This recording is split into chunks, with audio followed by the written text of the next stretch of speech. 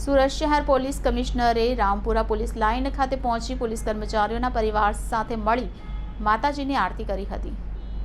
નવરાત્રી દરમિયાન 9 દિવસ સુધી માતાના 9 સ્વરૂપોની પૂજા કરવામાં આવે છે। દેશના ખૂણે ખૂણે નવરાત્રીનો તહેવાર આનંદ અને ભક્તિ સાથે ઉજવવામાં આવે છે, પરંતુ ગુજરાતમાં ગરબા સાથે માતાની આરાધના અનોખું આકર્ષણ જમાવે છે। યુવાન ખેલૈયાઓ આખા વર્ષ દરમિયાન આ ખાસ અવસરની રાહ જોતા હોય છે। ગુજરાતમાં ઠેર ઠેર 9 દિવસ સુધી માતાની આરાધના સાથે ગરબા રમાય છે, ત્યારે તમામ ધર્મના તહેવારોમાં લોકોની રાત અને દિવસ સુરક્ષામાં વ્યસ્ત રહેતી પોલીસ પણ નવરાત્રિમાં બાકાત નથી। રામપુરા ખાતે આવેલી પોલીસ લાઇન ખાતે પણ ગરબાનું આયોજન કરવામાં આવ્યું છે। આજ રોજ રામપુરા પોલીસ લાઇન ખાતે પોલીસ કમિશનર ખુદ પહોંચ્યા હતા અને પોલીસ કર્મચારીઓના પરિવાર સાથે મળી માતાજીની આરતી કરી હતી।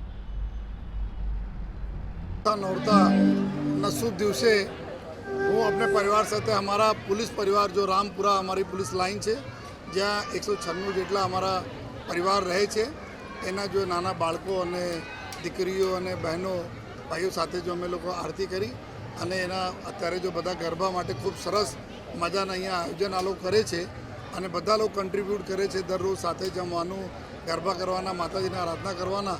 તો અમે લોકોને બહુ ખુશી થાય છે કે હું પરિવાર સાથે આપણા પરિવારમાં साथे लोगों ने साथे जो अपना एंजॉय करवा माटे आए छे।